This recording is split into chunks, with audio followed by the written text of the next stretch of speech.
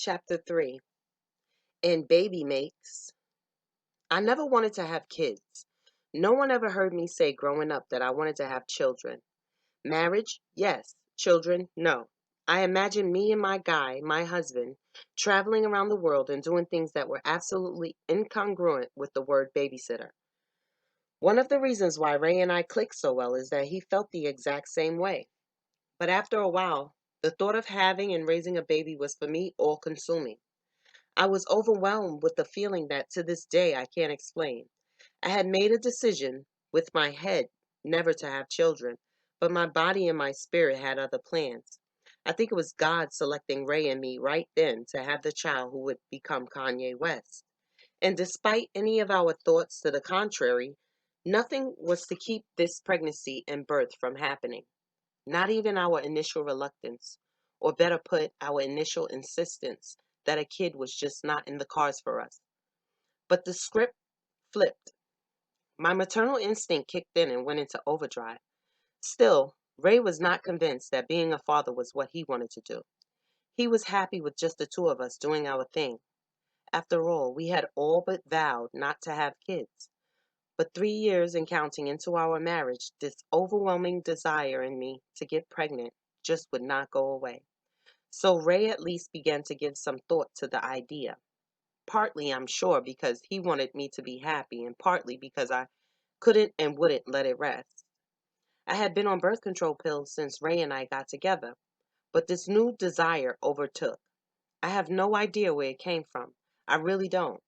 I was only 27 when I became pregnant with Kanye, so I know my biological clock wasn't going haywire. Or maybe it was Mother Nature just having her way. We are put here to procreate. Who the hell are we to mess with nature? Well, nature was messing with me. It was a power greater than I. One night, I was more empathic than ever about wanting to become pregnant and spun into a combination of pleading and insisting. I told Ray I knew instinctively it was time for us to have a child, despite anything we may have planned or not planned. He looked at me, puzzled, and reminded me of what we'd said. He said in a voice that was firm but still loving, I don't want to have kids. He wasn't angry. He was just trying to reason with me. And in that moment, I understood something that had not been clear to me before. I understood why his paternal instinct had not kicked in yet. Donda, he said, I don't know if I can be a good father. I don't know if it's in me. That's why I don't want to do it. I totally understood. I don't know if I would make a good mother either. I didn't know if I would make a good mother either. I talked with one of my best friends, Jenny Trotter. She and her husband, Jim, had a little girl, Toy, at the time.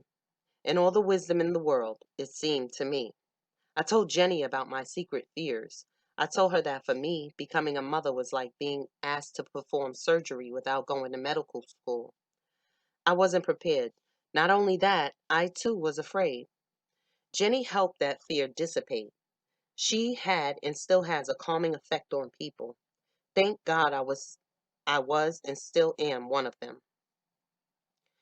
Look at all of these people out here raising kids, she said to me. It doesn't take a genius. You just have to be a willing and loving person. She was right.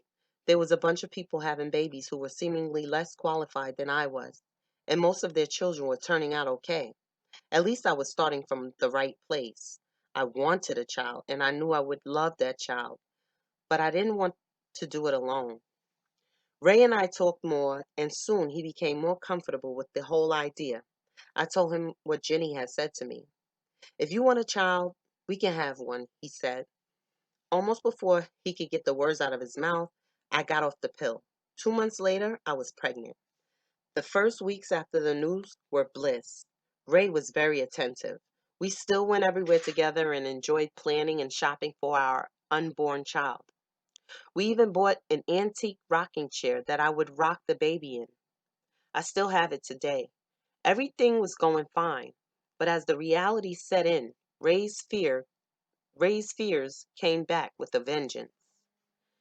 My closest understanding of that kind of fear was when I was graduating from college. I remember sitting in McVictor dorm on the campus of Virginia Union University a week before graduation, paralyzed with fear. The thought that I would have to be totally grown and fully responsible for my own life brought utter consternation. I would have to pay my own bills, function well in the world, and do so independently. I would have to be the big girl my father always called me. My parents were very supportive of all of us. They but they had a rule. Once you were out of college, you were on your own.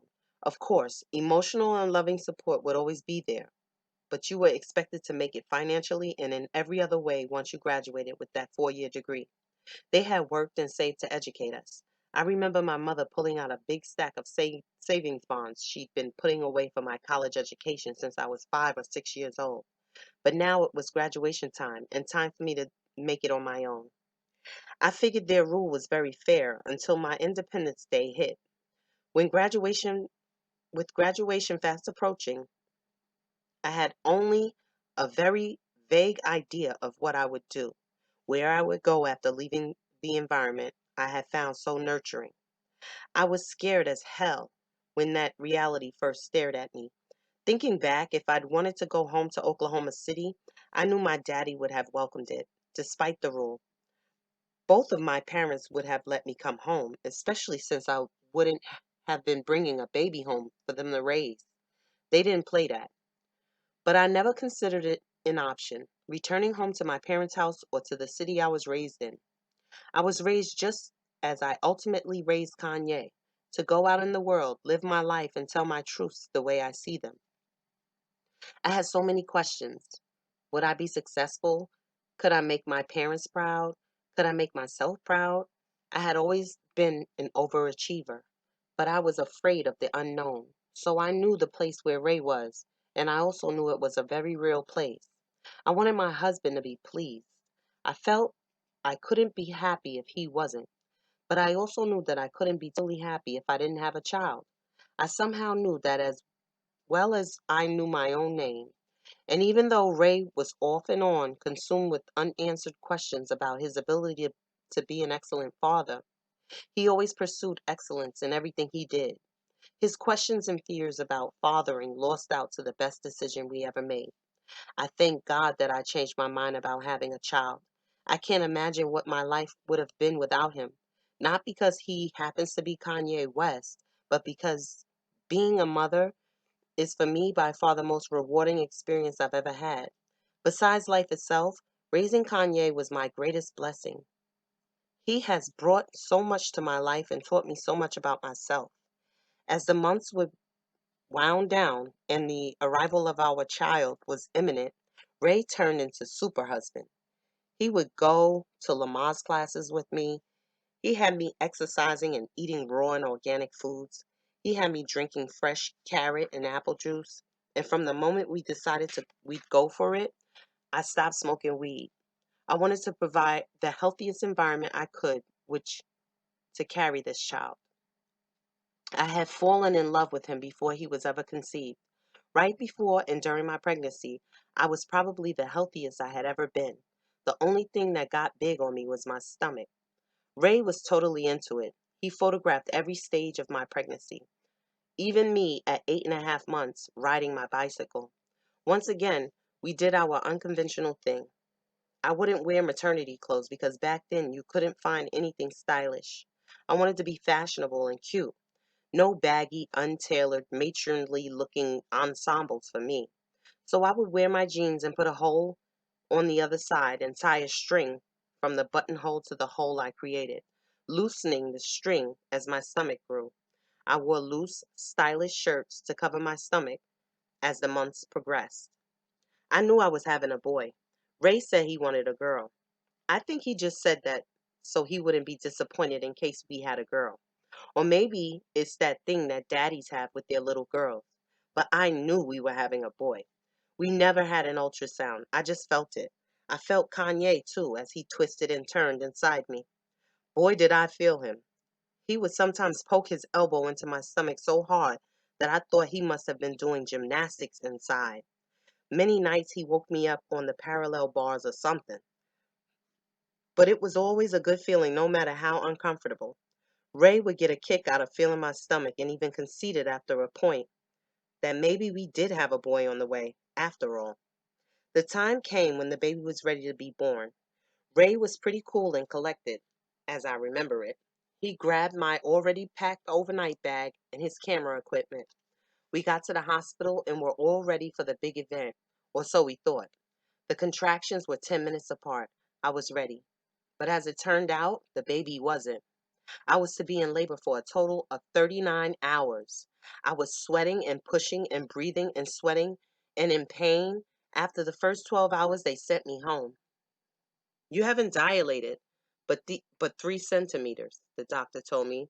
You can go home and come back when the contractions are 5 minutes apart. We went home with no baby, just labor pains and anticipation. I don't recall having one of those I cursed the day I ever met you, Ray West moments. Maybe I did. I had prayed and pleaded for this child, but labor pains were no joke. I'm sure I must have looked at this man I loved fiercely as the man who was responsible for all that pain. Despite all that, I was determined to do this the all natural way. However, the doctor came to me and said, Donda, we have to do a C-section. A C-section? Here I was, juicing, exercising, going to Lamaze class, doing everything right. I'm thinking the baby should have fallen out. But I guess the baby who would come to be known as Kanye West was going to do things his way, even from the womb. 39 hours later, I gave in to the drugs that would enable me to bring this child into the world. The doctor said a C-section would be performed if I didn't dilate to 10 centimeters. After all of those hours, I managed to dilate only 5. It was disappointing. There would be no birthing room, which was so delicately planned for and eagerly anticipated. No warm pan of water to submerge the baby in right after he came out. No low lights or candles the way I wanted to welcome him into the world. Those best laid plans were derailed. I would have to take the drugs to have the C-section. I was still conscious, though. I was able to see our beautiful baby boy. He was healthy. The doctor said so without even being asked. I knew the C-section was a last resort. My doctor was down to earth and encouraged all the natural things like breastfeeding and good nutrition. He even had a midwife work with him, and they were both awesome. Ray liked them too. He always took me to my appointments, so Ray met and talked with them both. Ray was so totally involved in my pregnancy, right down to our weekly dinner at the Chinese restaurant where I always ordered butterfly shrimp. How funny now that Kanye does not like seafood. We lived in Atlanta at the time, but I had chosen to have our baby in a hospital in Douglasville, Georgia, because it offered a birthing room. There, I'd be able to have my husband, my mother, who I learned later was just as content to not be at the actual birth, and even a very close friend or two. The lights would be low in the birthing room, so the baby wouldn't undergo as much stress and experience the harsh, bright lights and that clinical feeling immediately upon coming out of the womb. Ray and I had chosen right, the right doctor, the right hospital, the right classes, the right healthy lifestyle, and we even selected a birthing room. It was all conducive to having the optimal experience and that perfect baby. We'd be enormously blessed, despite all of that choosing being for naught. Ray ended up being the only person in the room other than the midwife and the doctor when Kanye was born. We couldn't have the C-section in the birthing room, but the hospital was small and intimate, and the room felt warm to me. Like everyone does, we had prayed for a healthy baby with 10 fingers and 10 toes and all of that. But I also prayed for him to be brilliant. Brilliant like my dad, who only has a 6th grade education but is one of the most intelligent people I know. A real thinker. Our prayers were answered. Our baby was healthy and brilliant. Ray was there, camera in hand. He tried to capture every one of our baby's first moments. He took pictures of everyone who held him in the hospital, the nurses, the doctors. It was funny.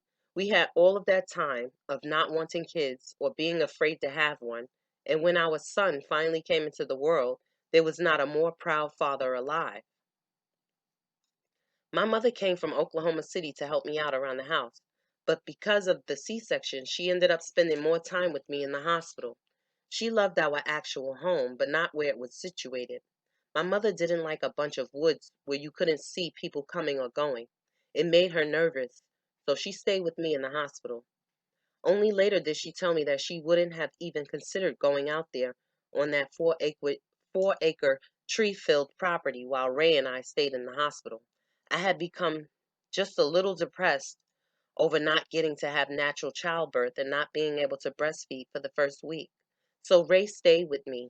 He coached me through labor by having me think of lakes and trees. He coached me through postpartum depression by reminding me of the tremendous blessing we'd just been given. I remember all of that as though it were yesterday. We were as happy as two people could be. Only one thing was missing: the perfect name for the perfect baby. With all of the excitement around the pregnancy, we'd never picked out names. So my mother and I began thumbing through this book of African names I'd bought. I was very Afrocentric, and so was Ray. We wanted our child to have a name that represented his culture and stood for something. We wanted him to have a strong name. Mother and I found the name Kanye in this book.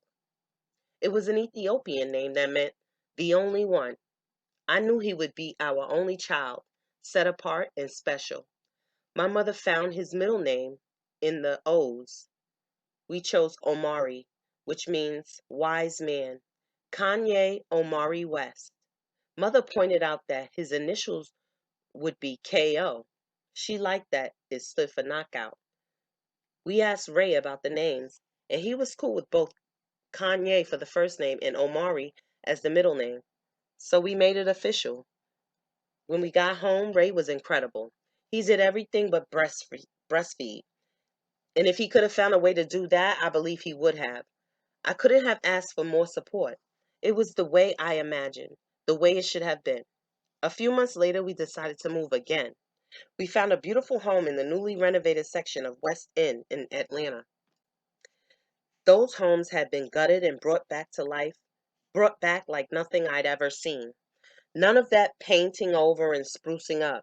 These homes could rival those in magazines, and at the time, we were the only ones among our friends who could actually manage to land one of those babies. With the sale of our home on the 4 acres, we had enough money to purchase it. We put down $8,000 as earnest money, which in those days was nothing to sneeze at. The developers invited us to dinner, where we met all the progressive people who were to be our neighbors.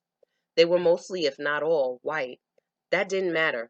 We continued to have all our same friends, and the neighborhood was actually in the hood, not far from everyone we knew and loved, not far from Jenny and Jim Trotter, who had consented to be Kanye's godparents. But as fate would have it, before we closed on that house, Ray found this commercial building that would be perfect for his studio. After much thought, the home became history.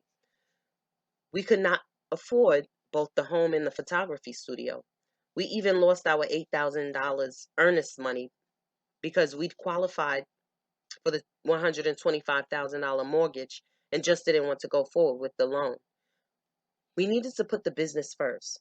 In doing so, we thought that ultimately we could have anything we wanted. We both believed that when his business took off, we could have as far as we could see. And we saw a lot. It's what we didn't see, I suppose, that made a big difference. We decided on the commercial building over the beautiful family home in West End. There, Ray could have his studio and expand his business. We would have a loft apartment upstairs and his studio would be downstairs. Ray worked hard to build his business. He named it Redonda, which was a combination of both our names. I was very proud of him and what he was doing. For a while, he was doing it all, while being an attentive daddy, taking care of his family, and trying to build his business into a success. But as the months rolled on, I noticed Ray spending more and more time with Rodonda and less time with us. I could feel the energy pulling away from us, and I didn't like it, so I confronted him. During a heated discussion, he told me that yes, the studio was the most important thing to him. He even confirmed that it came before Kanye and me. What a switch he had made. Long after we divorced, though, He told a mutual friend of ours that saying those words and having that attitude were the biggest mistakes he ever made, and that he wished he could take those words back. But he couldn't. Those words stung me as much as if he had hauled off and slapped me across my face, because when I looked in his eyes at that moment, I was certain he meant it. My father always told us that you put God first, family second, and your work third. I didn't mind coming second to God, of course, but I certainly wasn't coming second to Ray's business. Not me and not Kanye. In that instance, I no longer wanted to stay married to Ray West. Not just because of his perspective on that matter, but because in many ways I was becoming a stranger to myself. It was time to go. 11 months after Kanye had come into the world, Ray and I separated for the last time. When Kanye was 3, we divorced. The divorce was final on August 28, 1980. The only reason I remember the day was because it was Ray's birthday. It was also a rebirth for me.